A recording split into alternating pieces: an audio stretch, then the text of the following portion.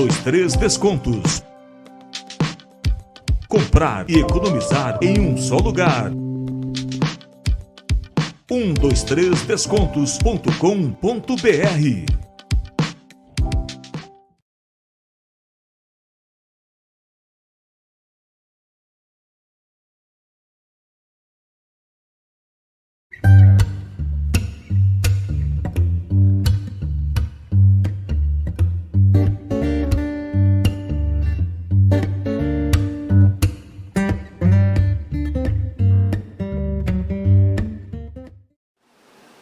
Oi, gente, boa noite, tudo bem? Eu sou Raniele Arcanjo, esse aqui é o podcast Mulheres de Fibra, para contar a história de mulheres empreendedoras, mulheres fortes. E olha, hoje eu tô aqui com uma fortaleza, para falar a verdade para vocês, que é a Guísila. A Guísila faz parte do projeto, vou ler aqui, Guísila, para não errar, Mães que Acolhem com Amor, que é um projeto lindo de acolhimento às pessoas, a mães que passam pelo luto, e vocês ajudam a ressignificar essa dor tão grande que é passar por um luto, né? Guísila, muito obrigada, viu, pela sua presença, por você estar aqui com a gente, por você poder disponibilizar de contar a sua história e contar sobre esse projeto tão lindo e emocionante, viu? Obrigada a você por ter aceito me ouvir, né? Que eu mandei mensagem lá para apresentar o projeto e você ter tido a sensibilidade de olhar, de ter gostado do nosso projeto, que realmente se trata de muitas e muitas vidas, né? Sim. A serem, como você disse, resignificadas, né? Sim. Porque a dor de perder um ente querido, seja filho, pai, mãe, é incondicional. Então, assim, a gente precisa, assim, de ajuda. Eu já passei pelas perdas do meu pai, da minha mãe, e vou te dizer, a perda de um filho não tem comparação. É igual eu estava, né, até comentei com a Guísila aqui um pouquinho antes, né, porque eu sou mãe e aí a gente fica com esse pensamento, a gente não consegue nem ter esse pensamento, né, de como é isso, como é você ter a perda de um filho.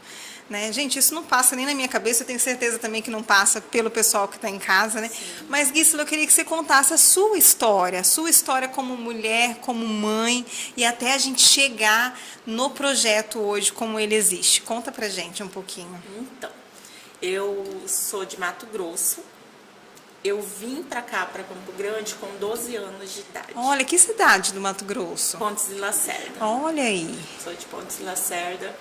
Vim pra cá com os meus pais e desde então sou apaixonada por Campo Grande, não saio de Campo Grande de jeito nenhum. Já bacana. tentei e voltar para o Mato Grosso, não dá certo. Já tentou mudar de volta, mas não deu certo, certo, voltou para Campo Grande, apaixonou aqui. Sim. Ai, que coisa aqui boa. é o clima maravilhoso. Comparado então, com Mato assim, Grosso, meu né? Deus. Então, assim, eu não saio. Fui mãe cedo. Eu engravidei com 15 anos. Olha, com 15 anos. Com 15 anos eu engravidei, com 16 eu tive ela. Uhum. E assim, quando eu vim pra cá, a minha mãe tinha acabado de descobrir que estava grávida. Ah. Então, assim, eu tenho uma irmã, a Denise, eu tenho mais um irmão também, o Yannick. Tudo nome diferente, né? É. Yannick, a única igual é a Denise. Assim, comum, né? Comum, assim, mas comum é Denise. É Denise. Né?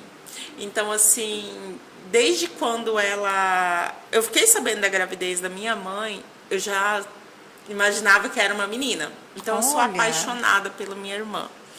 Então, assim, eu ajudei a criar ela. Porque aí vocês têm o quê? 12, 13 anos de diferença? 13 anos. Então, era a minha paixão, assim. Eu sempre, desde quando fiquei sabendo da gravidez da minha mãe.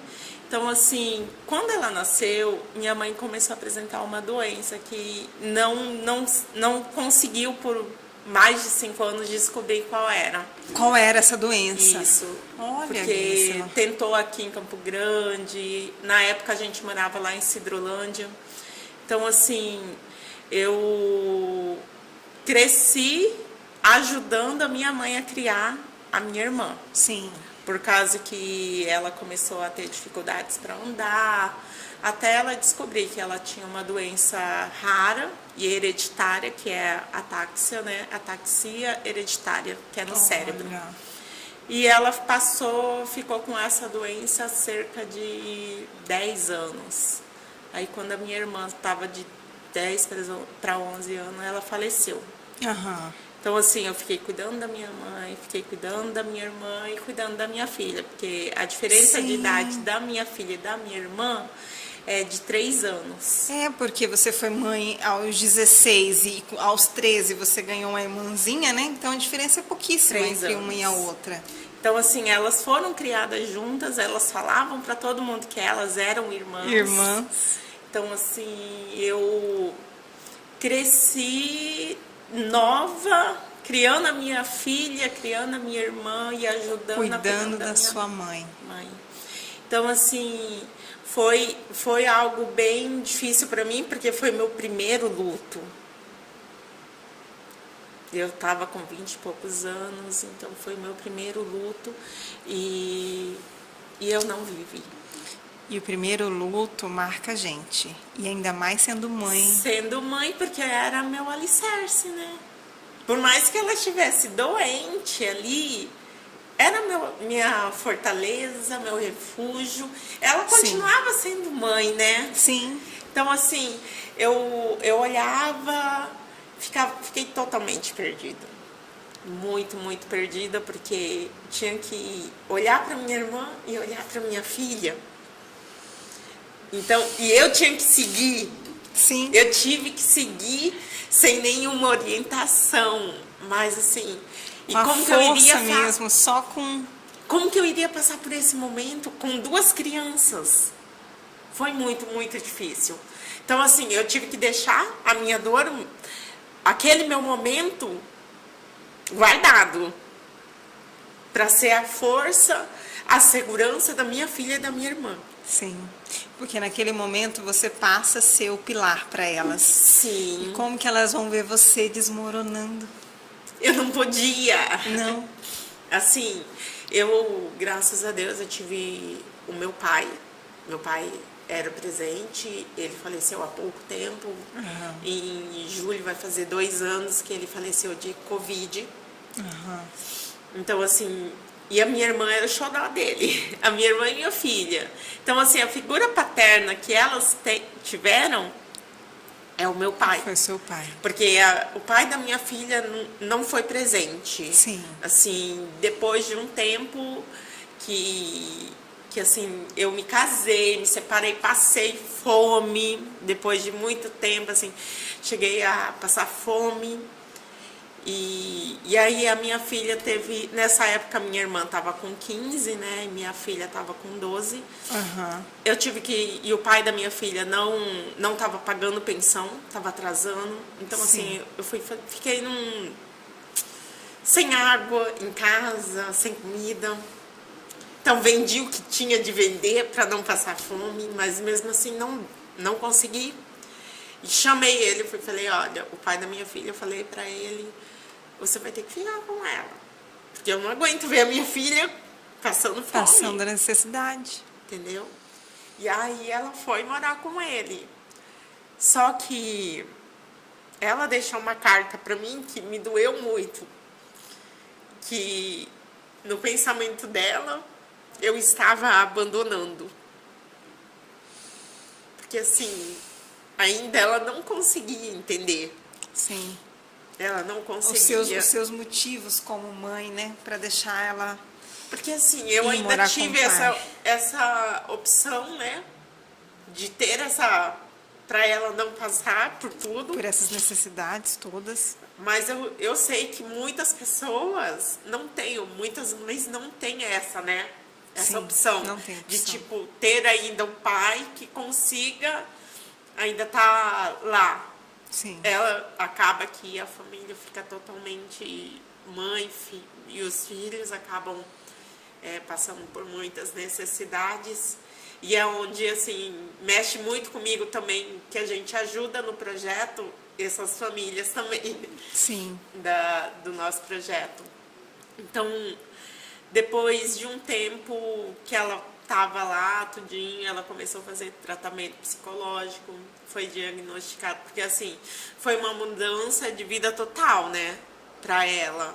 Entrando na adolescência, tudo Sim. assim, tudo E novo, passando indo pra outra. pela perda da avó, mudando de casa e querendo ou não, não sei, me corrija se eu estiver falando alguma coisa errada, mas perdeu o vínculo com a sua irmã também, Sim, né? sim. Se afastaram Ela por foi conta para disso. Terenos. Ah, ela foi então para ainda outra foi pra outra cidade. cidade. Entendi. Ainda ela foi ali para Terenos.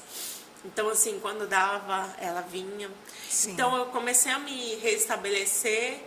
Então, em 2018, eu consegui um emprego certinho, comecei a me restabelecer, conheci meu esposo.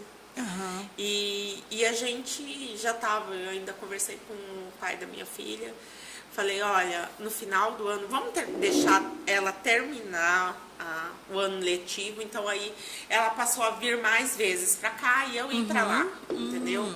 Pra gente ficar mais próximo. Pra vocês se verem mais e tal. Então, assim, finais de semana ela vinha pra cá, pra Campo Grande. Passava e quando não tinha aula, então ela vinha pra cá, ficava comigo. E aí eu conversei com ele, falei, vamos fazer assim, como ela tá no ano letivo, vamos terminar aí o ano, né? E aí ela volta pra cá, eu procuro a escola aqui próxima, tudinho. Já tava pronto o quarto dela, tudo. Eu já tinha alugado uma casa com quarto, tudinho, que foi onde tudo aconteceu, nessa casa. Em 2018 isso, e só que ele teve um desentendimento com ela. E ele tem outros filhos. Com a minha filha, se eu não me engano, dava 7 filhos. Olha. Só que ela era a única filha que ele tinha contato. Ele já tem mais uma, né? A primeira, mais velha. Só que ele não tinha contato com Não ela. tinha contato. Então, assim, ele foi aprender a ser pai, né? De uma menina. Sim. Porque ele só sabia ser pai de menino. De menino, porque os outros que conviviam com ele eram meninos. Sim, e aí ele foi aprender, mas só que acredito que meio que deu uma falha, né? E aí ele devolveu ela, foi algo bem doloroso para mim, porque foi como se, toma que a filha é tua. Porque eles brigaram, não me recordo por quê, mas eles brigaram muito feio e ele falou assim, quando ele foi levar ela para minha casa, isso era no mês de setembro, se eu não me engano, de 2018. E aí ele pegou e falou, olha, se ela não me pedir desculpa, eu não tenho mais filha. Então, assim, foi algo bem... A última palavra que ela ouviu dele foi isso. Foi essa. E eu creio que ele se arrependa muito. Então, depois disso, ele não viu mais ela. Não fiz questão de pensão, nem nada.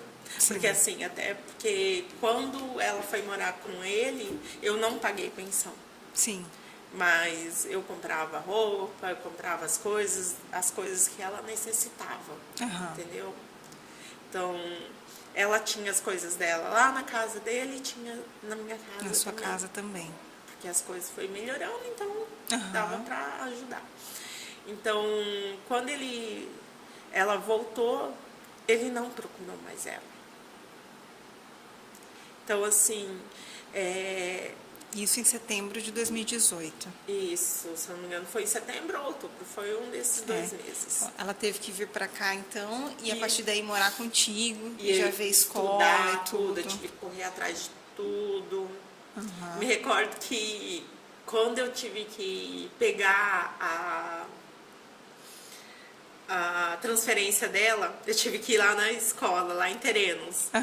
Nina, eu gastei R$100 de Uber. R$100. 50 para ir, 50 para voltar. Só para mim pegar a transferência. Porque nem isso ele foi fazer. Ou seja, Houve uma briga muito pesada, né, entre eles. Pesada Né? entre eles. Então, assim, quando isso tudo aconteceu, eu falei, eu não vou mais. Ele tá no direito dele, mas também procurei psicólogo para ela, todinha, ela começou a fazer tratamento psicológico, consegui a escola, né? Uhum. E aí ela estava fazendo tratamento psicológico, tudinho. E isso ela já tinha quantos anos? Já estava com 14. Com 14 anos. 14. E como que foi essa mudança para morar contigo de novo, essa Ela adaptação? estava muito feliz. É. Ela estava muito feliz porque era algo que ela queria. Ai, que Era coisa algo boa. que ela queria. Ela não mal esperava. Sabe assim, ela estava muito ansiosa para voltar para casa. Ela estava muito ansiosa. Uhum. Então, e ela já tinha o quarto dela, então As ela coisas as dela. coisas dela, tudinho na casa. Então, assim, ela eu consegui o psicólogo porque assim, ela mentia muito. Ela foi diagnosticada com mitomania. Aquelas pessoas que mentem e acreditam na mentira. Na própria mentira. Isso. Então ela acreditava muito e contava muitas histórias. Então assim, eu procurei psicólogo, expliquei tudinho, estava fazendo tratamento. E em março foi quando tudo aconteceu. Dia 23 de março. Que hoje é 21. Quinta-feira vai fazer 4 anos que ela partiu. 4 anos faz na quinta-feira. Quinta-feira faz 4 anos. E quando ela partiu, eu já estava há algum tempo com o meu esposo, né? Uhum. Já estava, acho que, com 1 ano e pouquinho. E ele me deu muita, muita, muita força. Porque ele não saiu do meu lado em momento nenhum. Ele ajudou o tempo todo com a minha filha.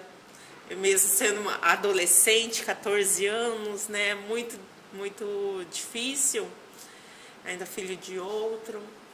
Então, assim, graças a Deus, Deus me deu uma pessoa muito boa para estar do meu lado. E quando eu conheci esse meu marido, eu bebia, eu fumava, eu era muito de balada. Muito, muito, muito. Eu tinha cabelo roxo, rosa, verde, usava piercing, era totalmente diferente de hoje. Totalmente, Olha, totalmente. Guíssima. Tinha piercing aqui, na língua, aqui, no umbigo. Então, assim, eu só não era cheia de tatuagem. Uhum. Mas cabelos coloridos. E aí, ela ainda eu me recordo que ela falava minha velhinha radical. Isso que eu tava com 29 anos, eu me lembro na época. E ela falava minha velhinha radical. Já tava chegando aos 30, ela falava. Por causa do jeito que você se vestia. Do jeito que eu me vestia. tudo Eu mais. era uma pessoa bem alegre. Uhum. E quando eu conheci meu marido, eu passei a viver a felicidade mesmo, assim, sabe? Porque não era mais com bebidas, não era... Então, assim, eu antes fumava também cigarro. Então, eu parei. Por causa dele, assim, ele não é de sair, não é de balada, nem de bebidas. Então, e ele nunca me cobrou. Para você parar com isso. Ele nunca me cobrou, nunca, nunca. E aí a gente aos poucos foi assim, eu comprava uma cervejinha para tomar em casa. Uhum. E foi chegar um tempo que eu, não quero mais não. Foi parando. E eu digo que foi uma bênção na minha vida, porque eu acredito que se eu tivesse continuando bebendo, eu acredito que com a morte da minha filha, eu tinha me acabado na bebida e tinha cometido suicídio. Sim. Porque, assim, eu cheguei a ter depressão por um tempo ao longo da minha vida. Passei 4 anos com depressão. Não foi nada fácil. Uhum. Cheguei a pensar em suicídio. Isso após a morte dela? Antes. Isso, antes. Bem antes. Uhum. Eu acredito muito que Deus... Hoje eu olho assim, que tudo de ruim que aconteceu comigo, Deus permitiu que eu vivesse muitas coisas como aprendizado. Para mim ter força, porque assim, quando eu olho e vejo que eu vou cair, eu me seguro, eu faço de tudo para não cair, porque eu não quero voltar com aquela depressão. Entendeu? E então, quando eu vivi aquele momento de extrema dor, a primeira semana eu já procurei um psiquiatra. Eu falei pro meu marido, vamos lá no postinho, vou procurar, eu fui atrás, vou procurar assistente social, eu quero um psicólogo, um psiquiatra. Porque eu não vou voltar com uma depressão. E eu sabia que se eu colocasse uma gota de álcool na minha boca, eu iria cair. E se eu não tivesse ajuda, eu também iria cair. Então, assim, psicólogo eu não consegui pelo SUS. Mas eu consegui o psiquiatra, tanto é que eu tô com ele até hoje, com esse psiquiatra. Sim. Faço acompanhamento com ele até hoje.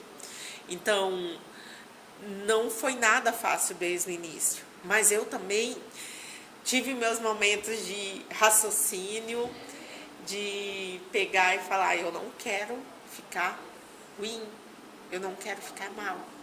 E quando a minha filha partiu, chegou a um momento assim que, quando eu peguei ela nos meus braços, ela morreu nos meus braços. Porque quando eu peguei ela ainda estava quente. Então, assim, eu tenho uma imagem minha e dela, na mente, na minha mente, eu lá em cima, olhando aquilo, olhando ela no meu colo e eu olhando para ela. Então, assim, eu saí por algumas vezes do seu corpo por causa da tamanha a dor. É a primeira vez que eu falo assim sobre isso, né? Já falei, eu acho, em alguma live, mas é a primeira vez. Então, eu não tenho essa imagem, ela no meu colo, igual eu e você. Sim. Não tenho. A minha imagem é eu lá em cima, eu com ela no meu colo. E todo mundo, minha casa foi invadida, porque no momento que tudo aconteceu, eu comecei, não tem como você não gritar, não fazer escândalo, né? Então, assim, no momento que ela partiu, ela foi 7h da noite, eu morava do lado de uma igreja e ia ter culto dos jovens. Sim, dos jovens. E aí encheu de gente a minha casa. Invadiram lá. E eu tentando fazer fazendo massagem e respiração até o socorro chegar. As pessoas me puxavam. Ela já morreu. Não tem mais jeito. Meu braço parecia que tinha 10.000 quilos, que eu não aguentava mais de fazer a massagem. Não sei quanto tempo eu fiquei em cima da minha filha, fazendo massagem. Só sei que eu cheguei... Eu só parei, na verdade, quando o socorro chegou. Que eles me tiraram de cima dela. Porque eu queria fazer de tudo, né? Pra minha filha voltar. Uma mãe, Gisela, acho que ela vai até o último minuto, enquanto houver esperança dentro dela. Ela não desiste, né? Não. Então, assim, eles me tiraram de cima e começaram a fazer os primeiros socorros com ela, tudinho, tentaram evacuar todo mundo da casa, tiraram, só ficou eu e meu esposo. E eu me lembro que eu ficava assim no cantinho, olhando, e eles fazendo o choque, fizeram choque, adrenalina, respiração, tudo que tinha de fazer eles fizeram. Então, eu não me lembro se foi corpo de bombeiro ou se foi SAMU. Não me lembro quem foi fazer esse primeiro socorro. E aí, eu só me lembro que eu ouvi o barulhinho daquele que foi...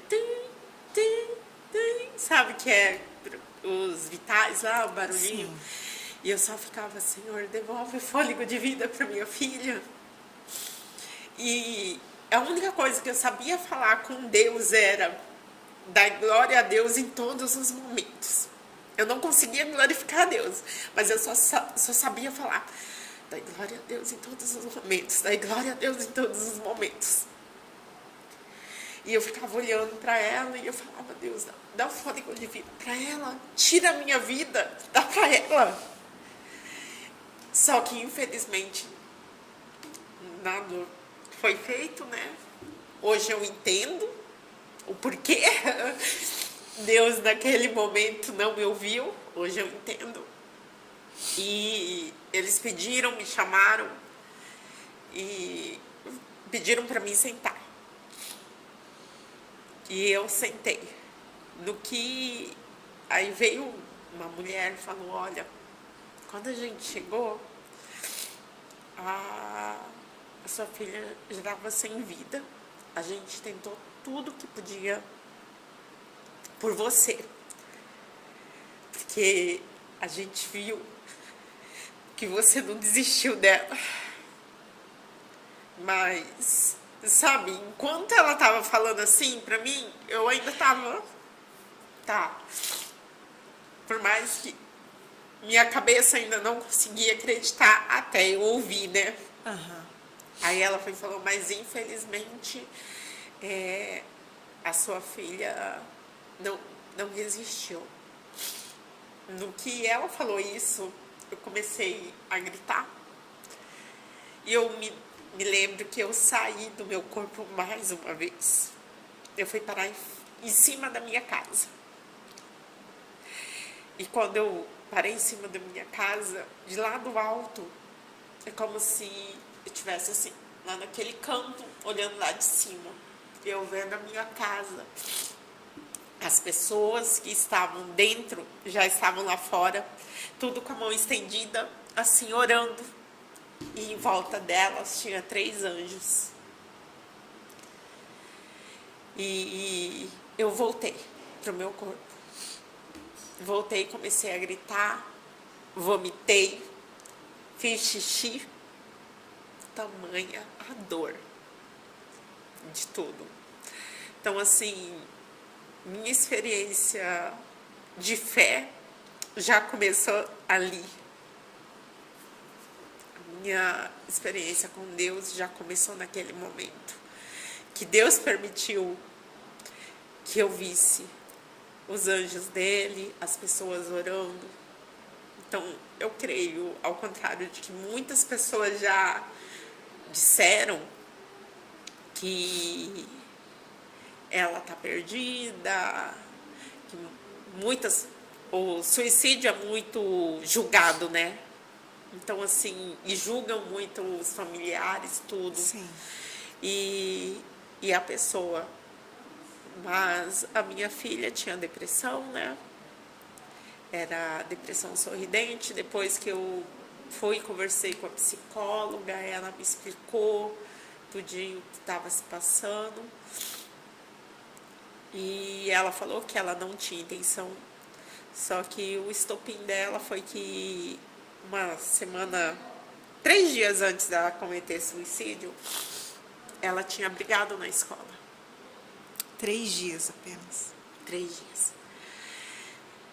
Nesse dia, eu tinha acabado de descobrir que a minha sogra estava com câncer. Tinha acabado de descobrir e receber ligação Da escola. da escola. Porque ela estudava à tarde, pedindo para mim ir lá, fui lá. E aí ela foi expulsa. Expulsa da escola Nesse dia, numa quarta-feira. E aí, no sábado, ela cometeu suicídio. E para mim foi totalmente diferente, uma loucura, um mix de sentimentos, porque foi algo que eu nunca imaginaria. Nunca, nunca na minha vida eu imaginei que eu enterraria minha filha. Nunca. Então, não era por como muitas pessoas falavam, ai, deixava muito no celular, não era presente, não cuidava, e isso era por causa de namorado, porque repercutiu muito aqui em Campo Grande. Não sei se você chegou a ver, mas saiu na TV, no SBT, saiu no Campo Grande News, no Mídia Max, em tudo quanto é jornal. E até o Fábio Tradi levou o nome dela na Assembleia.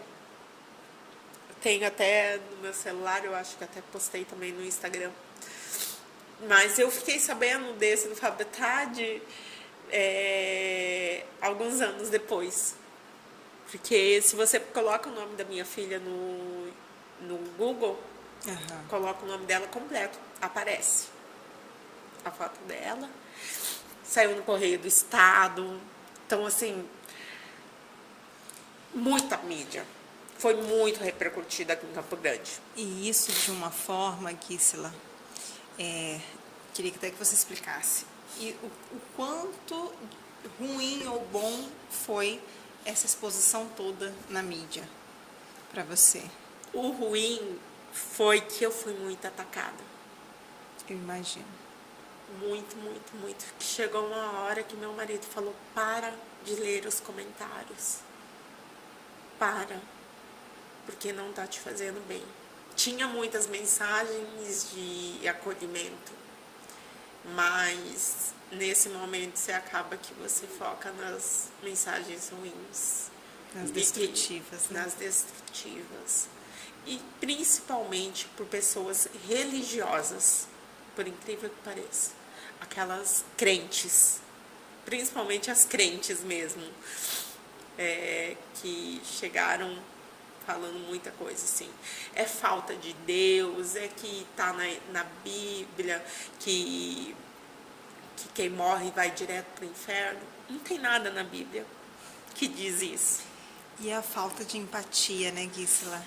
De ver uma outra mãe, uma mulher, passando por um processo desse. Eram muitas mães também, que assim, chegou uma hora que eu ia olhar lá o perfil daquela pessoa e tinha filho! Sim, eu imagino. Tinha filho, eram muitas mulheres. Eu recebi muito ataque só de mulheres falando mal. Então, assim, questionando a forma que eu criava minha filha. Só que ninguém quer saber.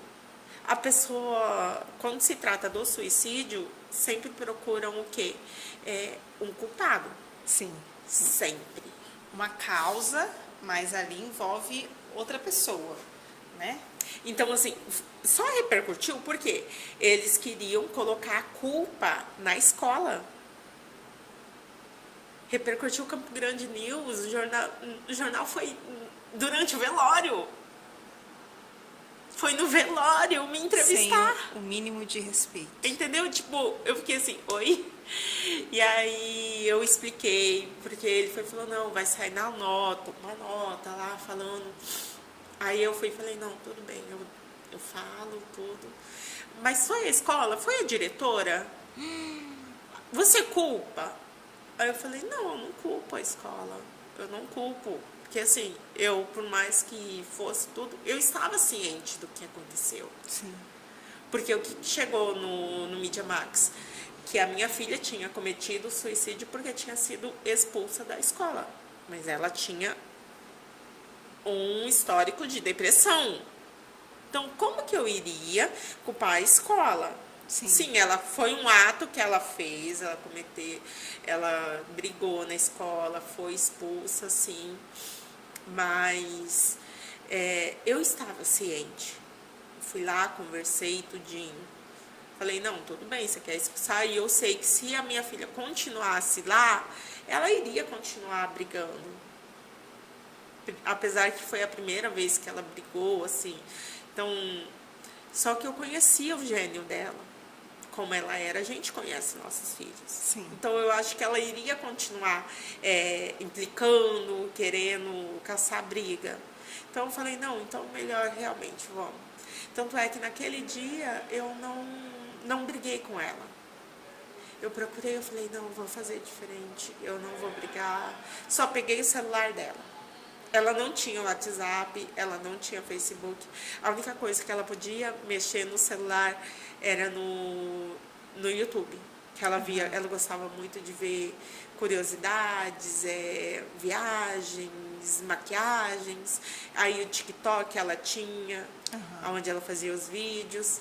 Então, assim, era isso. Mas Facebook e WhatsApp ela não tinha. Então, não era pra, tipo, como as pessoas falavam, ficava o tempo todo com o celular. Ela só ficava com o celular quando eu estava em casa e o tempo todo. Chegava, deixa eu ver, o que você tá mexendo? Eu ia lá, olhava. Tanto é que tudo dela era logado no meu e-mail. Então, eu sabia, chegava a notificação. Né? Sim. Então, não tinha nada pra... Mas as pessoas não enxergam, não querem enxergar o que é. Não enxergam a dor que uma mãe está passando nesse momento, né? Muitas. Buscam os culpados e muitas vezes não tem nem respeito com esse momento que estava passando, né? Sim. Então, tanto é que no momento que tudo aconteceu, eu liguei para o pai da minha filha. Eu falei para ele que ele tinha o direito de estar lá. Só que enquanto tudo aconteceu, eu tentei ligar muitas e muitas vezes e ele não atendia. E aí eu liguei para a mulher dele, também não atendia. Liguei para a madrinha da minha filha. E aí eu falei com ela, aí eu falei, comadre, você tá perto do Beto, na casa dele, alguma coisa assim? Não, nós estamos aqui, tá tendo churrasco. Falei, olha, fala para ele atender o celular. Aí ela falou, é algo importante? Falei, sim. A Bia acabou de cometer suicídio. Aí ela falou, fala com ele. Aí ela pegou e entregou o celular. E aí eu falei, olha, vem pra cá, que a Bia acabou de cometer suicídio. E ele chegou, eu estava sentada na varanda, porque a gente não podia ficar indo lá dentro. Só fiquei na varanda. E ele sentou, agachou do meu lado, olhou assim e falou, por que você não me avisou antes? Aí eu falei, como assim? Você lembra da última conversa que você teve com ele? Precisava eu te chamar para qualquer coisa? Eu te liguei hoje 1000 vezes, você não me atendeu. Então, ele falou, eu deveria... Aí vem a culpa. Aí ele ficou com culpa, passei aqui perto por algumas vezes, eu queria vir aqui, mas eu não tive coragem de viver. Eu falei, agora é tarde. Então, assim, para ele também foi muito... Não sei como que ele ficou... O que eu fiquei, assim, depois de um tempo, que eu ainda mantive por um tempinho contato com a mulher dele, que ele entrou, disse que em profunda depressão. Eu acredito que seja muito pela culpa, né? Sim. Porque a culpa... Consome, né? Consome, é maior do que a saudade. A culpa... Então, assim, eu, graças a Deus, já me senti culpada, assim, por algumas vezes, mas hoje não. E eu procurei não deixar a culpa me consumir.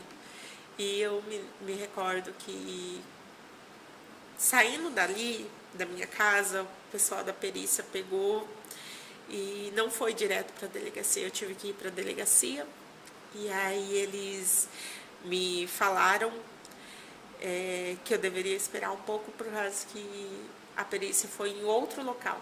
Aí a minha sogra que me falou, eles foram aqui no bairro vizinho, no Copa Sul, porque uma outra menina cometeu suicídio também. Uma menina de 13 anos.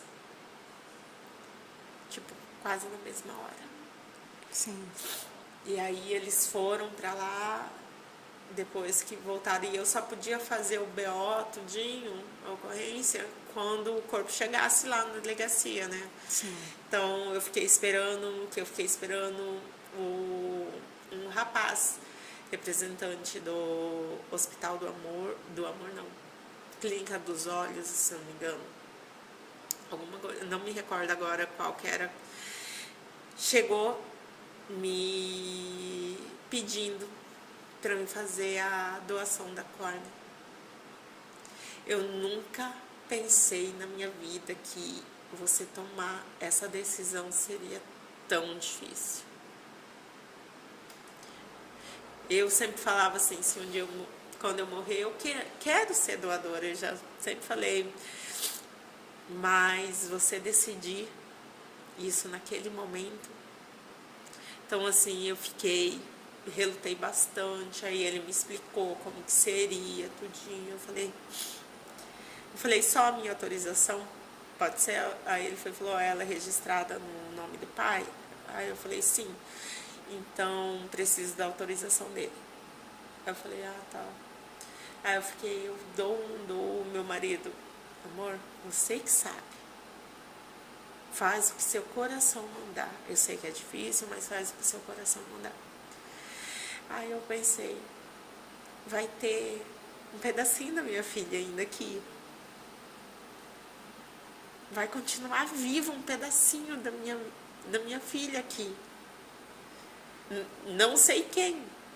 Se eu não me engano, ele falou que a córnea dela ajudaria a salvar 3 ou 4 pessoas. Não me recordo, porque é muita informação naquele momento.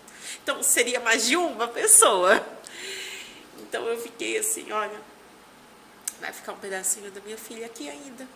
Vai ajudar outras pessoas. Minha filha mesmo, depois de partir, ela vai ajudar outras pessoas.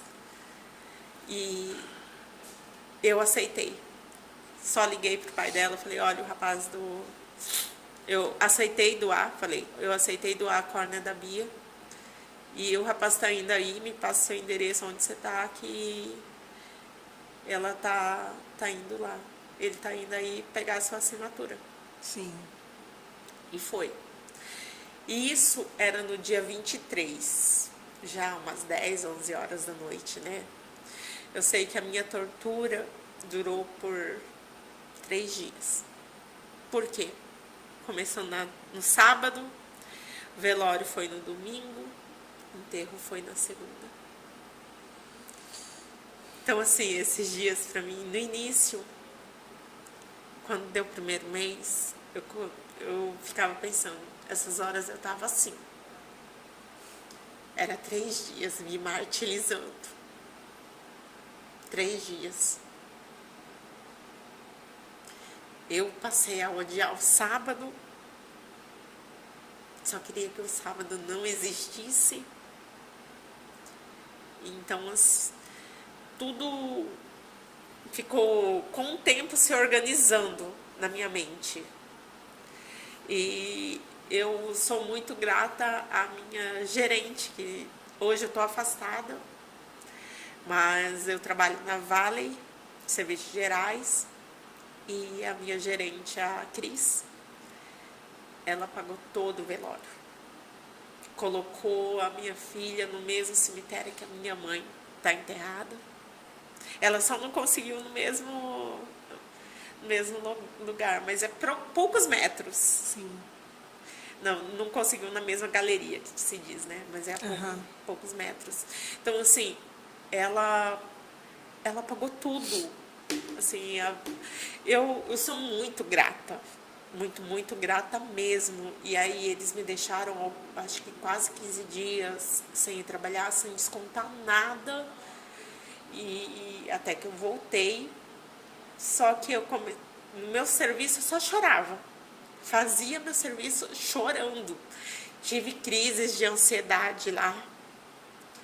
Porque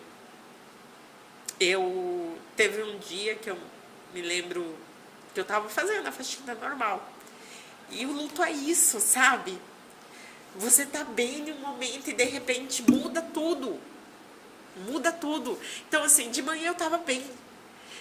E logo depois do almoço, eu continuei na limpeza. Eu me lembro que era numa segunda-feira, que eu estava até com uma colega, e eu comecei a sentir muito, muito, muito, muito calor. Parecia que meu corpo pegava fogo. E aí eu saí correndo, fui lá para a sala da gerente. Falei: Cris, eu não tô bem, eu tô passando mal. Meu corpo tá pegando fogo. E aí eu diminui o ar, eu quero, tá muito quente aqui, assim, eu tava no ar e já tava acho que no 18 e eu com muito calor. Aí ela respira, se acalma, tudinho, tentou me acalmar. Ela falou: Gui, deita lá no sofá e fica lá um pouquinho. Vou ligar o ar pra você. Ligaram o ar, tudinho, eu fiquei deitada. Comecei a vomitar. E aí ela falou: Gui, você não tem condições de trabalhar. Vai pra casa, vai. Aí eu fui pedir: olha, pede um Uber pra mim e pede direto lá pro posto de saúde. Aí eu fui no postinho de saúde, tomei uma injeção que era um calmante, que eu expliquei tudo que eu tava sentindo. Aí o médico falou: você tá com ansiedade por causa do luto, por causa de tudo que você tá vivendo. Isso era quanto tempo depois que... Não tinha nem um mês. Deveria ter uns 20 dias, mais ou menos. Meu Deus. E aí eu passei a ter alguns episódios semelhantes, né? Aí ela me deu o atestado de 3 dias. Aí quando deu um mês, eu já estava com consulta marcada com o psiquiatra, que eu ainda não tinha passado, né? E aí a minha gerente pegou e falou: Gui, eu não consigo mais. Você vai passar pelo psiquiatra. Era bem no dia que completou um mês. Bem no dia. Então, eu tava chorando. E o que eu sentia muito era que as pessoas meus colegas de trabalho parecia que meio que se desviavam de mim. Me via, cortava o caminho. Porque o tempo todo tava chorando. Então as pessoas ficam realmente sem jeito, sem saber o que falar, sem saber o que fazer. E hoje eu falo: não desvia. Simplesmente dá um abraço. Você não precisa falar nada. Se você não sabe o que falar, não fala. Só dá um abraço. Deixa a pessoa chorar. É isso que ela quer, é isso que ela precisa. Mas ela só precisa de um abraço naquele momento. Então, aí a minha gerente me chamou e falou assim: Gui, vê se você consegue se afastar.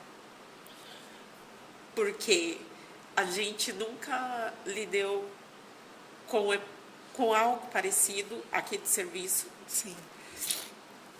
Nem as empresas sabem lidar, né, Gui?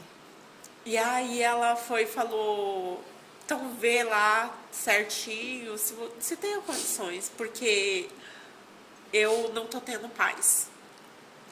Porque ela ficava me cuidando pelas câmeras. Sim. Ela falou assim: eu tenho muito medo de você cometer algo, de você também fazer. Então eu fico te cuidando pelas câmeras, você só tá chorando. E eu tenho muito medo. Então, fala pro seu psiquiatra se tem essa possibilidade. Então, assim, além das minhas crises de ansiedade, de ter passado, ela ficava ainda me cuidando, com medo. Então, ela também não estava tendo paz ali. Meus colegas de trabalho também.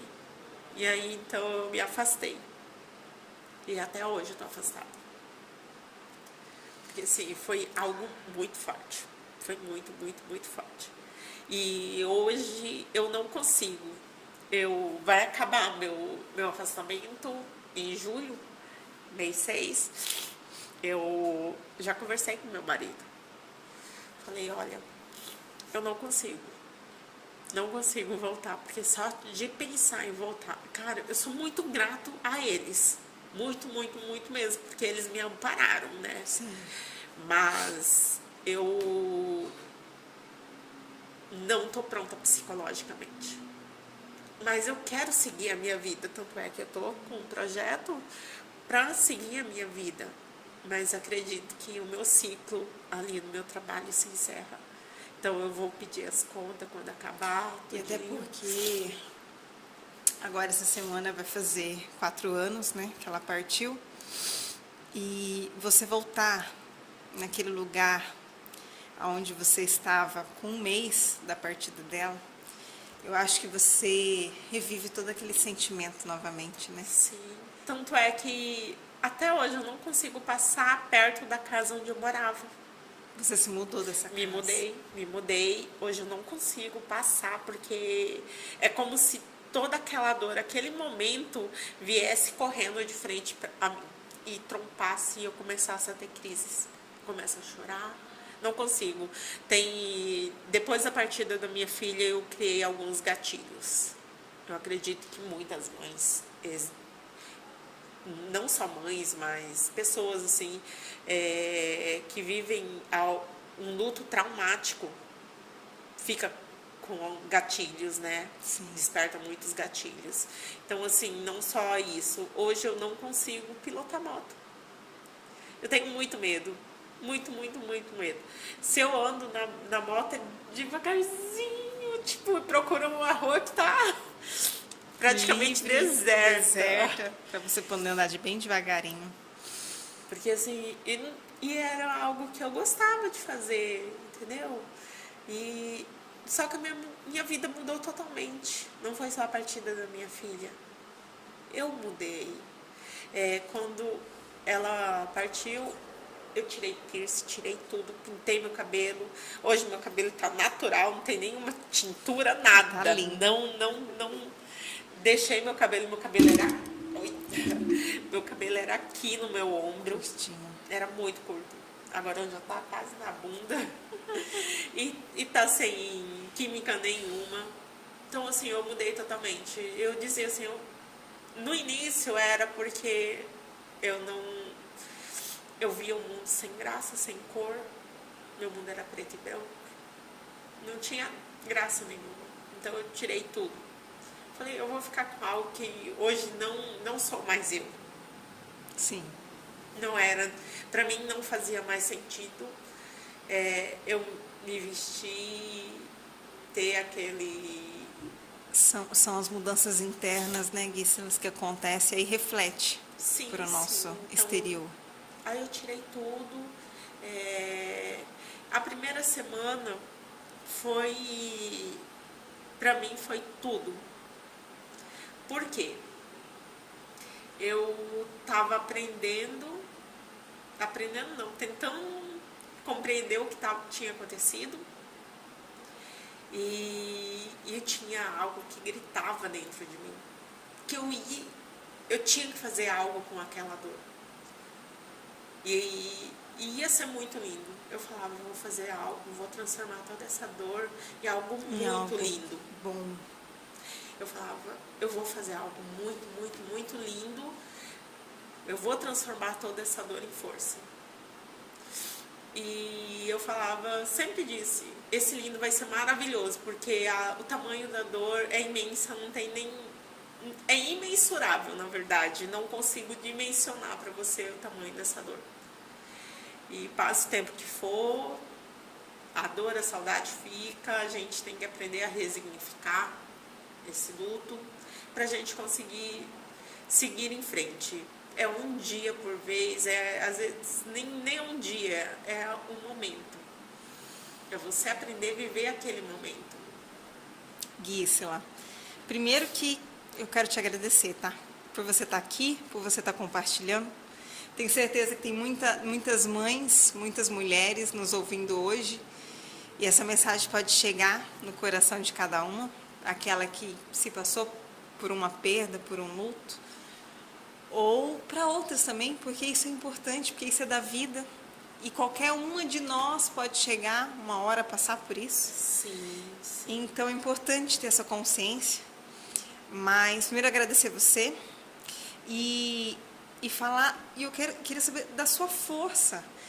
Que da onde você tira força para poder então se fazer esse projeto que você tem com outras 2 mulheres também, né? Que acolhe, que consegue amparar outras pessoas que estão passando pelo mesmo processo. Porque o que eu penso assim, muitas vezes a gente passa por um luto e a gente quer esquecer aquilo com todas as forças. E você escolher amparar, acolher alguém que esteja passando, é você reviver o teu próprio luto. Porque não tem como você não lembrar da tua situação, não lembrar da tua dor. Então fala um pouquinho pra gente como surgiu esse projeto e o que é o projeto Mães que Acolhem com Amor. Sigam o projeto da Guícila e das meninas, como é o nome das outras, Thalita e Kelly. Tem nas redes sociais, no Instagram, já vou adiantar aqui para todo mundo poder seguir vocês também e apoiar ainda mais esse projeto. Mas conta pra gente como é. Surgiu por causa do amor. Do amor de cada uma tem pelo seu filho, né? A gente fala que é os 3B, porque a minha filha Beatriz, a filha da Thalita é Beatriz também, e o filhinho da Kelly é Benício. Ai, os gente. 3B. E elas também são mães de anjos? Sim. Guícila. A Thalita perdeu a filha por suicídio também. Mas o dela foi um surto. E aí ela, de 14 anos. A minha história com a história da Thalita é muito assim, quase igual. Hoje a gente é muito amigas. Nós somos muito amigas mesmo. Porque eu conheci ela no início do luto dela. Então, minha vontade de ajudar era desde o início. Eu sempre falava, eu vou transformar toda essa dor em algo lindo. Desde o início. Bom. E quando eu consegui colocar para fora, que era... No início foi falando da prevenção ao suicídio. Sim. Dando palestra, fazendo sempre algo. Até que eu me envolvi em um outro projeto, que era da igreja, que a minha filha participou, que é Todos pela Vida.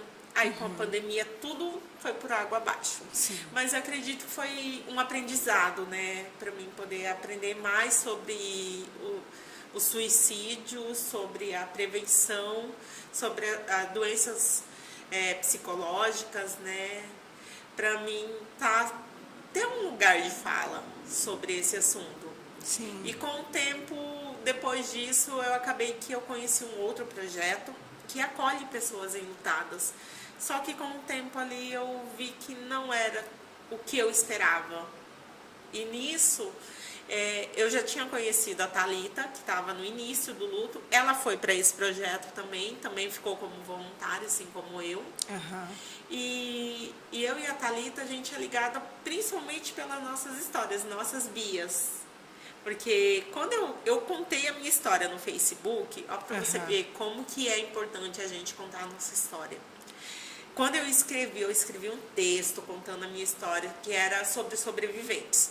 As pessoas enlutadas por suicídio são chamadas de sobreviventes. E aí era o dia do sobrevivente, isso era em novembro. E existe o dia. Isso, o Dia Internacional dos Sobreviventes por Suicídio. Uhum. E aí eu fiz um texto contando a minha história, falando, e ela perdeu em outubro, a filha. Sim. E eu fiz em novembro o texto. Ela estava no início do luto. E eu contei a minha história, falei da minha filha, contei o nome da minha filha, perdi a minha filha, Beatriz, de 14 anos, por suicídio. Fui contando os meus sentimentos. Uhum. E ela viu esse texto, porque no Facebook tem muitos grupos de mães de anjo. Uhum. E nisso ela viu esse texto, ela estava no início, ela foi e falou, quando que eu escrevi isso? Eu não me lembro, eu tô ficando louca? Ela se questionou, porque tudo que eu escrevi, isso que eu já estava com 3 anos de luto. Você já estava no 3º ano de luto? Já estava no 3º ano. E ela tinha ali um mês. Um mês e pouquinho. Aham. Então, assim, ela foi e viu e ela se identificou muito. Ela Se achou reconheceu naquele texto. ela achou que era ela que tinha escrito. Ela falou, quando que eu escrevi isso? Aí ela foi olhar, que não tinha sido ela. E ela entrou em contato comigo. E ela foi e falou, contou, olha, também o nome da minha filha Beatriz, tinha 14 anos, cometeu suicídio. Tudo que você falou é tudo que eu tô sentindo. E ali foi o nosso primeiro encontro. Ela lá de São Paulo, eu daqui de Campo Grande, e a gente começou a trocar mensagem. E ela diz que a mentora dela sou eu, que quem ajudou ela desde o início do luto dela foi eu. Porque assim, ela não conhecia a ansiedade, a depressão, o pânico, tudo. E eu fui conversando, fui explicando tudo que ela estava sentindo. E isso já foi uma experiência ali, entendeu? De acolhimento, de como que foi, mas principalmente porque a gente se ligou muito por causa das nossas bias. Sim. E aí, estava no outro projeto, conheci a Kelly. A Kelly, ela perdeu o bebê dela, ela teve uma gestação de alto risco e com 9 dias De nascimento. ela perdeu o Benício. Então, ela também saiu do projeto, eu e a Thalita, e a gente continuou se falando, só que ficava dentro da gente aquela vontade, aquela sede de continuar. E as meninas, as mãezinhas, continuavam mandando mensagem pra gente, Sim. sabe? Perguntando como que tava. E eu aqui em Campo Grande, depois que eu saí desse projeto, muitas colegas minhas chegavam e falavam assim, por que você não cria o seu projeto? Gui, cria o seu projeto, você já sabe se é algo que você quer. Cria o seu projeto. Só que eu precisava, sozinha eu via que eu acho que eu não iria conseguir. E nós três, nós nos ligamos muito. Então, a gente falou, vamos. A gente já sabe como que é, a gente tem essa vontade, vamos continuar? E aí nasceu Mães que Acolhem com Amor. Eu tava na moto, e aí ela só falou, como que a gente vai chamar esse projeto? Eu falei, Deus vai mandar. Deus vai mandar. E aí eu tava andando na moto, apareceu Mães que Acolhem com Amor no meu coração. Mães que Acolhem, na verdade. Primeiro saiu. Eu fiquei, Mães que Acolhem. Aí eu fui procurar se tinha algum outro projeto com esse nome. E tem um outro projeto com esse nome, que são umas mães que acolhem adolescentes, crianças que perderam, que vivem depois do Covid, se eu não me engano, sim. ajudam essas famílias, entendeu? Com cesta básica, tudinho. E aí tem até CNPJ, nós ainda não temos CNPJ, mas está bem no início ainda. E aí eu fui e falei, tá, já tem mães que acolhem. Aí eu coloquei amor. Porque é algo que a gente faz realmente com muito amor, com muito carinho. E a gente abriu a nossa página em agosto. De agosto para cá a gente já tem mais de 700 seguidores. Aí a gente iniciou com um grupo de apoio, que é o Mães que Acolhem com Amor. Esse daí a gente coloca como geral, porque hoje a gente não tá mais com um grupo. A gente tá com mais grupos. Com vários grupos. E cada um é específico, assim. O geral, ele acolhe as mães que perderam por doenças, assassinatos, são esse tipo de luto, mas é só de mães. Sim. E temos o maternal, que é as mães que perderam seus filhos ainda na gestação, natimorto, que perderam até 12 anos de idade, são essas mães. E temos o pós-venção, que são as mães que perderam por suicídio, somente mães também. Temos o parental, que são os familiares, né? Filhas que perderam suas mães, que perderam seus pais, filhas que... tias, avós, viúvas, temos esse grupo, né? E agora nós estamos também com o grupo do luto do homem, que nós encontramos um pai, conversei com ele, eu acho que foi semana passada, semana retrasada, eu contei um pouco mais sobre o projeto, ele gostou, aí ele está responsável por esse grupo. Sim. E hoje a gente, além dos grupos de apoio, nós também estamos com atendimento psicológico individual. Nós conseguimos psicólogos voluntários e todos os voluntários que estão ali, eles atendem pelo menos uma mãezinha totalmente gratuito. Sim. Então, assim, porque é muito difícil você passar por isso. Eu fui viver o meu luto de verdade, passar a viver o meu luto quando eu estava com 6 meses. Porque, como eu te disse, a minha sogra tinha acabado de descobrir que estava com câncer. Sim. Quando a minha filha partiu. E ela foi morar junto comigo. Então, na minha cabeça ficava assim, eu não posso chorar. Porque a minha sogra está lutando pela vida dela. E a minha filha tirou a vida dela. Como que eu vou chorar na frente da minha sogra? Então eu ficava reprimindo esse sentimento. Até que eu passei por um psicólogo. E eu lembro que eu não tinha conseguido pelo SUS, eu tive que pagar. E aí o psicólogo fez uma taxa social. E aí eu comecei a pagar, a fazer as sessões, né? E isso me ajudou muito. E hoje eu vejo a importância da gente estar fornecendo essa ajuda psicológica. Porque sim, o grupo ajuda. Nós temos relato de mães que... Tem uma mãe que eu amo falar sobre ela, que é a Fernanda. A Fernanda, ela perdeu o filho assassinado no morro, lá no Rio de Janeiro. E quando ela entrou, foi eu que acolhi ela.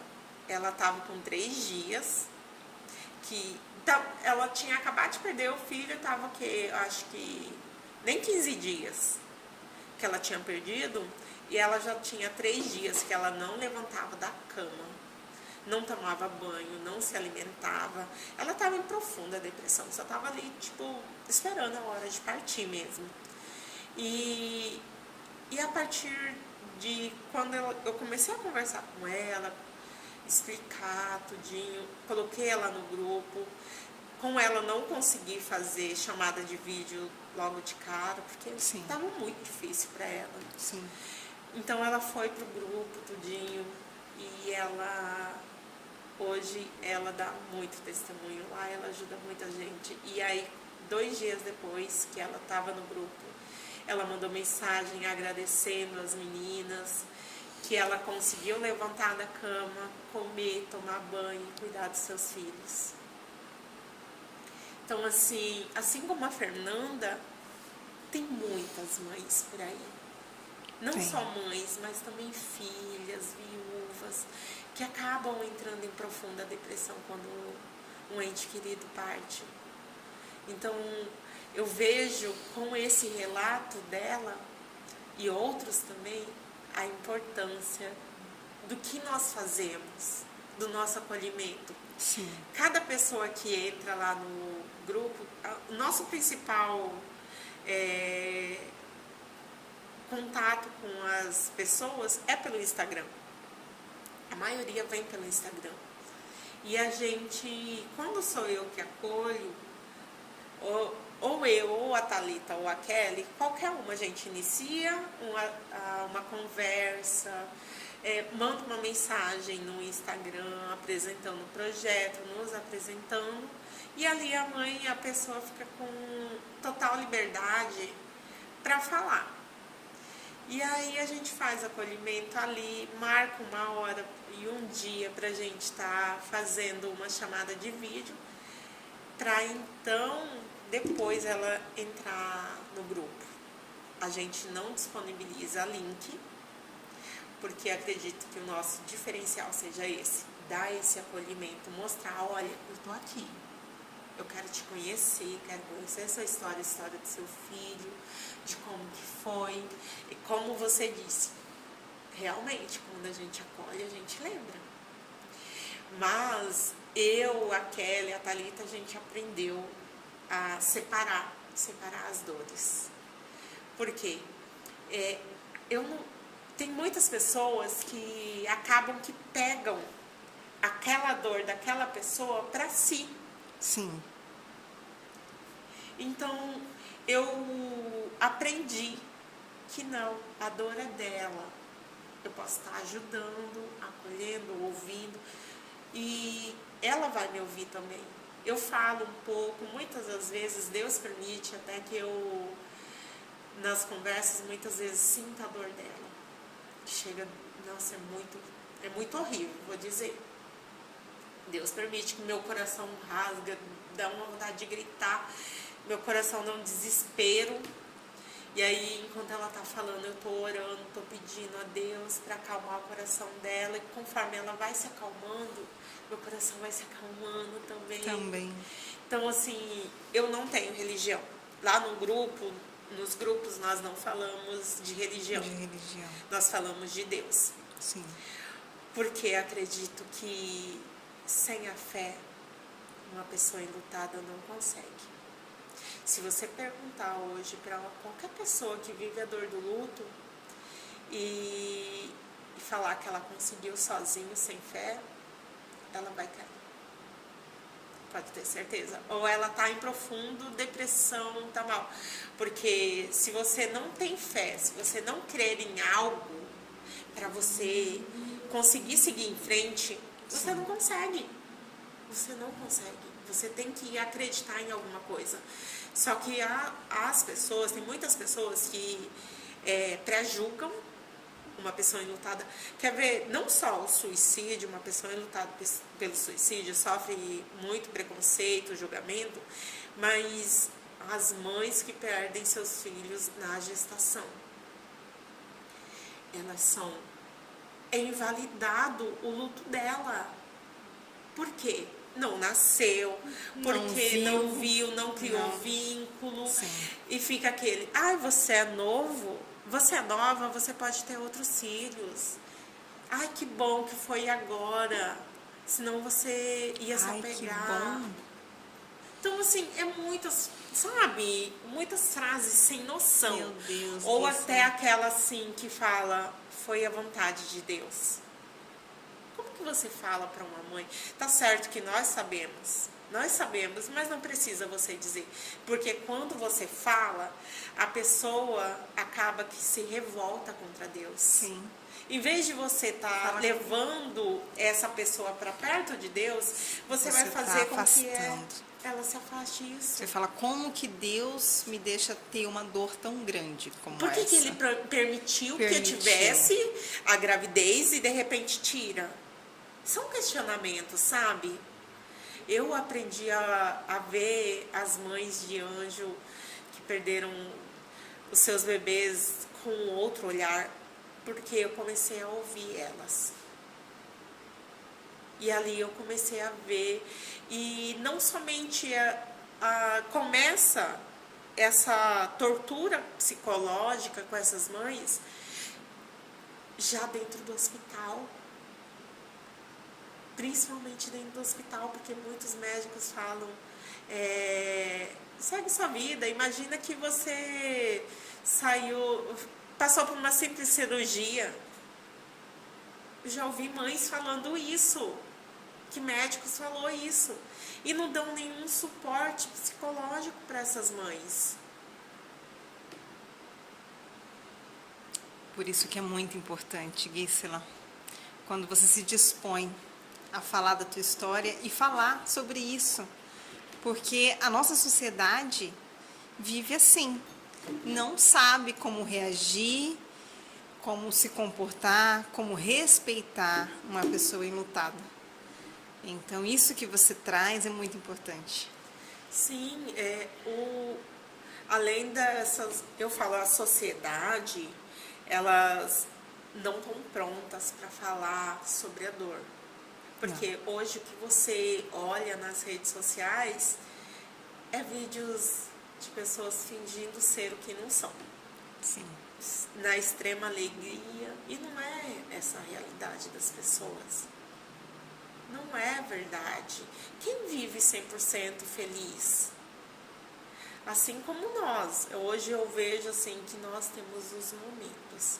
O que me ajudou muito foi... minha irmã teve uma época que eu já estava nos 3 anos e pouquinho. Eu não conseguia orar. Não conseguia falar com Deus. Minha fé foi muito, muito, muito abalada. E mandei para ela, falei, chorando, Dê, ora por mim, porque eu não consigo orar. E sabe o que acontece? Você tem aquela vontade, aquela necessidade de falar com Deus e você não consegue. Era eu. Eu queria falar com Deus, mas eu não conseguia. E aí eu falei para Denise, e aí a Denise pegou, ia ter bem uma convenção na igreja que ela faz parte, né? Aí, das mulheres, conversão das mulheres. Aí ela pagou para mim. Ela falou, vamos? Eu falei, tá bom. Fui. E eu não conhecia a cantora Estela. Não sei se você conhece a história dela. Eu não conhecia. Já ouvi as músicas, sim, mas não conhecia. Conheço as músicas, mas não conheço a história dela. E aí ela começou a falar que ela perdeu o filho dela por uma doença, tudinho. E eu olhava pra ela e eu ficava, Deus, sabe, eu entrei julgando mesmo, eu não tenho vergonha de dizer isso. Eu falava, é impossível, uma mãe que perdeu um filho tá aí te adorando, feliz. E ela lá, adorando a Deus, contando a história dela, falando todas as dores dela, e eu ficava, é impossível, uma mãe que perdeu um filho tá aí adorando a Deus dessa forma. Ela não tá bem dessa forma, não tá. E eu ficava julgando ela, aquilo falando no seu coração. Por quê? O que eu pensava? Meu pensamento era o quê? Que para as pessoas validarem a minha dor, o meu sofrimento, eu tinha que mostrar um semblante de tristeza, de dor, para elas validarem. De certa forma, eu me colocava como uma vítima, entendeu? E acredito que muitas mães vivem isso, acham que elas têm que viver sim essa dor, não ter felicidade, não se permite viver momentos bons. Eu pensava assim, se eu tiver momentos bons, eu vou estar traindo a minha filha, eu vou estar traindo a memória da minha filha. E hoje, conversando com muitas mães, elas pensam dessa forma. E é algo muito errado. É ao contrário, você tem que passar a viver em homenagem a elas. Muitas acabam que fazem faculdade em homenagem a seus filhos, fazem alguma coisa, igual o nosso projeto, é em homenagem aos nossos filhos. Sim. Entendeu? E aí eu ficava, é impossível, não dá. E aí ela chegou uma hora que ela foi e falou assim, hoje eu vou te fazer uma pergunta. Parecia que ela estava falando para mim, igual eu estou falando com você agora. Hoje eu vou te fazer uma pergunta. Hoje você é fiel a quem? A sua dor ou a Deus? Naquele momento, eu caí de joelhos. Pedi perdão a Deus, porque ali eu percebi que eu era fiel à dor. Que eu fazia de tudo para estar com aquela dor. Para sentir aquela dor e que as pessoas sentissem também. Junto comigo. Entendeu?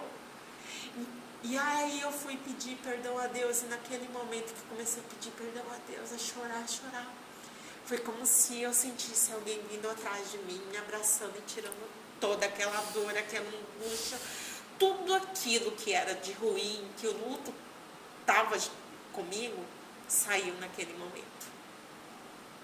E a partir de então, eu passei a viver o meu luto diferente. Eu digo que Deus resignificou o meu luto. Que ali eu tive a clareza onde eu comecei a ajudar outras mães, a querer que elas não passassem pelo mesmo que eu. Então hoje o que eu faço para essas mães é que eu não quero que elas vivam toda a dor que eu vivi. Uma, porque a gente, não só eu acho que se você ouvir uma mãe, qualquer outra que perdeu seu filho, vai falar: eu não desejo essa dor para nenhuma pessoa, nem para o meu pior inimigo. Eu não tenho, graças a Deus, inimigo, mas eu não desejo essa dor para ninguém. Então, Deus resignificou o meu luto, e é por Ele e por amor à minha filha, à memória da minha filha, que hoje eu ajudo outras pessoas. E não foi fácil, não está sendo fácil. A partir de agora, em janeiro, eu entrei em um jejum. Como eu te disse, eu não tenho religião, eu não vou na igreja, eu não vou, porque assim, até hoje eu não consegui encontrar uma congregação que me atendesse as minhas... Eu tenho muitos... Com o luto me fez ver muitas coisas, sabe? E principalmente a católica, eu não creio em santo. Eu não me sinto bem diante daquelas imagens. E eu creio no que está na Bíblia. Em relação à morte, eu creio que a minha filha não está vagando, não está no inferno, não está. O que eu creio que está na Bíblia. E o que está na Bíblia é que minha filha está descansando, aguardando a volta de Jesus. E eu creio na volta de Jesus. Então hoje o que eu faço é buscar a minha salvação. E buscando a minha salvação, enquanto eu estou buscando a minha salvação, eu quero ajudar outras mães a encontrarem a sua fé, encontrarem Deus, a estarem disposta a entregar toda a sua dor na mão de Deus. Porque quando eu sinto aquela dor, aquela aflição, eu oro muito para Deus, eu falo: Deus, tira isso de mim, tira, eu entrego nas suas mãos, eu não quero sentir isso. Então, assim, não é fácil, não é nada fácil. Eu imagino, Guisla. Eu não preciso nem dizer para quem está nos assistindo, nos ouvindo, que eu estou muito emocionada. Não tem como não se emocionar com a tua história, com a tua força de transformar todo esse luto em ajuda, em acolhimento para outras pessoas. Isso é algo que só Deus é capaz de fazer. E hoje, ouvindo a tua história, vendo você, eu só penso uma coisa: Ele permitiu acontecer tudo o que aconteceu contigo para você ser exatamente quem você é hoje, na vida das outras pessoas, na vida dessas outras mães, porque Ele precisava de alguém como você, Ele precisa de alguém como você, para poder ser esse instrumento, para fazer essas pessoas voltarem a viver, voltarem a reconhecê-lo como Deus, voltarem a ter fé. Então eu só consigo enxergar isso. E mais uma vez eu vou te agradecer, viu, por você estar aqui. E antes da gente finalizar, você que foi uma pessoa que passou por um suicídio, né? Que teve isso tão próximo de uma filha. E você me falou também que você já palestrou sobre a respeito de prevenção ao suicídio. Então eu queria que você falasse para as pessoas que estão nos ouvindo, que estão nos acompanhando, há como prevenir um suicídio? Tem coisas que a gente pode estar fazendo dentro da nossa casa, dentro dos nossos lares, com os nossos filhos, conhecidos, pessoas próximas, para estar prevenindo isso?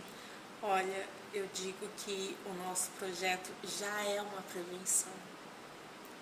Nosso projeto que nós fazemos já é uma prevenção ao suicídio. Porque quando você perde um ente querido, principalmente quando se trata de um filho, você entra em depressão. E se você não luta contra isso, não busca ajuda, você vai acabar cometendo suicídio. Então, o nosso projeto já é uma prevenção ao suicídio para as pessoas enlutadas. E sim, eu aprendi muito estudei muito, ouvi muito psicólogos, psiquiatras falar sobre, não somente sobre a depressão, mas, como eu te disse, a Thalita perdeu a filha por um surto. O surto, por muitas vezes, pode ser evitado. Se alguma coisa, você acaba que a pessoa está no momento de surto e recebe uma ligação, uma mensagem, alguém chega, naquele momento ela vai e ela consegue sair daquilo, naquele momento de surto, e acaba que não comete, né? Temos não somente a depressão como doença, mas temos outras doenças que levam também ao suicídio, né? Mas hoje em dia a gente fala muito sobre depressão porque é muito invalidado. As pessoas não vê a depressão como uma doença, e sim como frescura, falta de Deus, a pessoa tem preguiça, não quer trabalhar, é uma desculpinha. Então, essa invalidação de que a depressão é uma doença e deve ser tratada como tal, porque se você está resfriado, você vai procurar um médico. Se você sofre de pressão alta, você não vai fazer um acompanhamento médico para estar arrumando? Por que a depressão você não vai? Então, assim, a depressão é sim uma doença, infelizmente, você não consegue ver muitas vezes. As pessoas até, às vezes, demonstram de alguma forma. Porque uma pessoa que sempre está te falando, assim, um amigo, você encontra um amigo, ele sempre, uma hora eu vou me matar. E se passa anos e anos, ela não se mata, você fala, é só mais um papo. Ela não vai, isso daí é historinha, tem muito tempo que ele fala isso. Mas chega uma hora que ele comete. Porque ele não teve o acolhimento. As pessoas invalidou aquele sentimento. Entendeu? As pessoas têm que aprender a ouvir. Se você não sabe o que falar, fala, eu quero te ouvir, eu quero te entender. E para uma pessoa depressiva, se você tá com uma blusa, e essa blusa tem um rasgadinho, uma coisinha de nada, para uma pessoa depressiva, esse rasgadinho é um monstro. Para você não é nada. Então, assim, a pessoa depressiva, ela não quer a solução. E é muito importante que você veja, porque quando você conversa, tá ali, eu te digo, é muito chato falar com uma pessoa depressiva. É muito chato. Por quê? A pessoa é pessimista. Se você é uma pessoa que é alegre, que gosta da vida, que tá ali e vai conversar com uma pessoa depressiva, quando você sair de perto dela, você vai se sentir mal. Porque o clima é tão pesado que ela não vê esperança em nada. Ela já é pessimista para tudo. Até para que algo bom aconteça, ela já vem esperando algo ruim. Entendeu? Então, assim, quando você conversa com uma pessoa que só sabe falar das suas dores, de que não vê esperança, e muitas, principalmente, não acreditam em Deus. Uma pessoa, quando está com profunda depressão, fica com a fé muito abalada. Sim. Muito, muito, muito. A minha filha, depois que ela partiu, eu encontrei na Bíblia dela, escrito, Deus, me ajuda a voltar a ter fé, aquela fé que eu tinha antes. Então, a fé fica abalada, não é que a pessoa está sem Deus, mas assim como vários momentos da nossa vida, a gente fica com a fé abalada. Sim. Nós somos seres humanos. Vai chegar um momento na nossa vida que a gente fica assim com a fé abalada, independente do que você esteja passando. Então, uma pessoa depressiva é muito difícil você lidar. Então, em vez de você criticar ela, fala, olha, eu vou pesquisar aqui como que a gente pode estar te ajudando.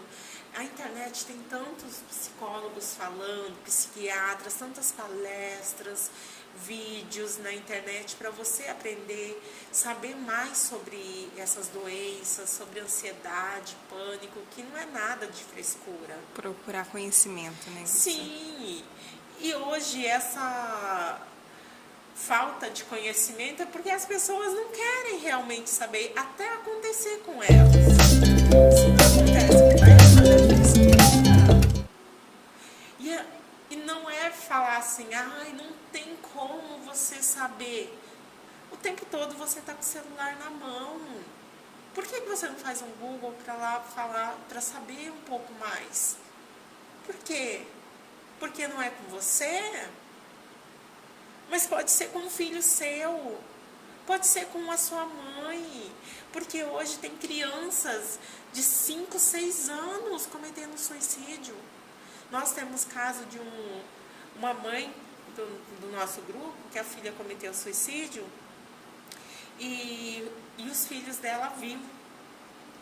E o filhinho, na época, tinha 5 anos, agora ele está com 7. Já tentou 3 vezes suicídio.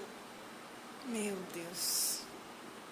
Hoje ele está tendo acompanhamento psicológico, porque a avó, que é ela que está conosco, ela correu atrás, que ela é do interior, ela correu atrás, foi muito difícil conseguir um psicólogo para essas crianças. Uma coisa que eu acho que é de direito. Sim.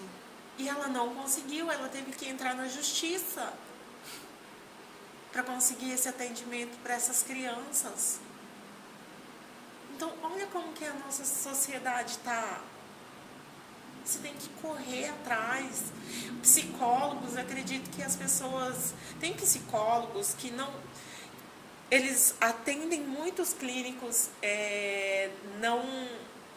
não sabem lidar com depressivos e nem enlutados. Muitos psicólogos. Já ouvi psicólogo de mães falando que psicólogo falou para ela que ela tem que seguir a vida dela por causa dos netos. Como que você fala isso para uma mãe, ainda mais você sendo um profissional? Então, assim, temos que rever muita coisa. Muita coisa. É a falta de descaso com o emocional, né? É não entender o valor que essa saúde emocional tem nas pessoas, no dia a dia. É não se importar, né? E é uma cultura enraizada, né? As pessoas vão deixando passar, as pessoas vão deixando para lá. E você tem que cuidar do seu emocional. Hoje, você vê pessoas cometendo suicídio, desde criança a idoso. E o nosso índice de suicídio tem crescido dia após dia. Após essa pandemia, cresceu ainda mais. Por quê? Muitas famílias acabaram se deteriorando por muitas crianças, adolescentes, mulheres sendo vítimas do próprio pai, do filho, do marido, feminicídios, estupros, pedofilia na própria família. E que essas crianças, essas mulheres acabam tendo de ajuda? Porque muitas crianças, adolescentes, acabavam que tiravam o escape na escola, né? E acabou que fechou tudo. Então, assim, muito, muito. É porque não é falado. Não é falado. Não é porque dito, falam. Né? Quando se fala, é no mês de setembro. Setembro amarelo é o mês onde o mundo todo se mobiliza pela saúde mental, mas o suicídio não é só em setembro, é o ano todo. É o ano todo.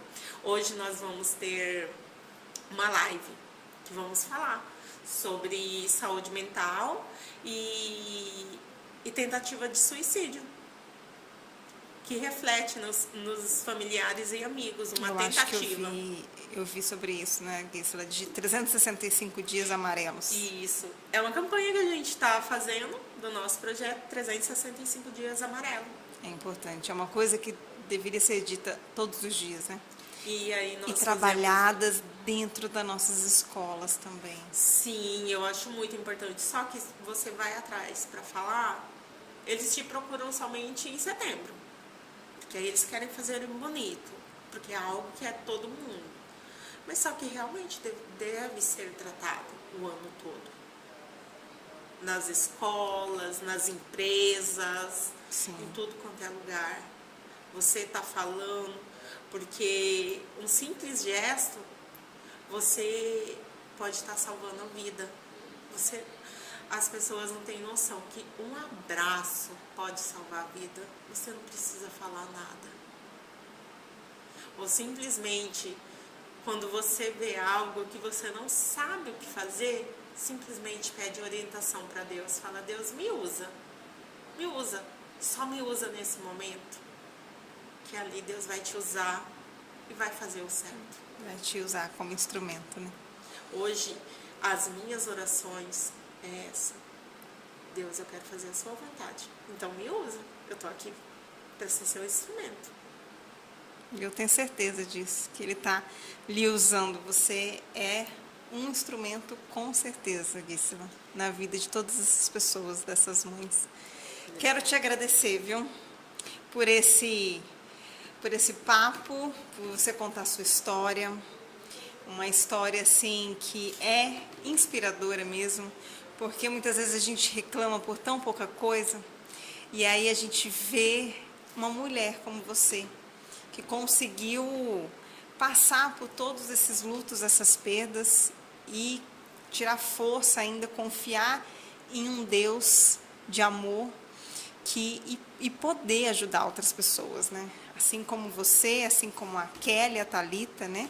Que são as mães que fazem parte aí do projeto, né? E todos os profissionais que estão ali com vocês também ajudando nisso. Para a gente finalizar, Gisela, eu queria que você deixasse algum recado que você queira, falasse mais alguma coisa que você queira. Sim. A dor de perder um ente querido, independente se seja filho, mãe, esposo, esposa, é muito sofrido. Mas você tendo Deus, tendo fé, buscando ajuda, deixando Deus agir na sua vida, você consegue resignificar esse luto. Porque não é fácil. É você contra você, dia após dia, hora após hora, minutos após minutos. De manhã você está de uma forma, de tarde você está de outra.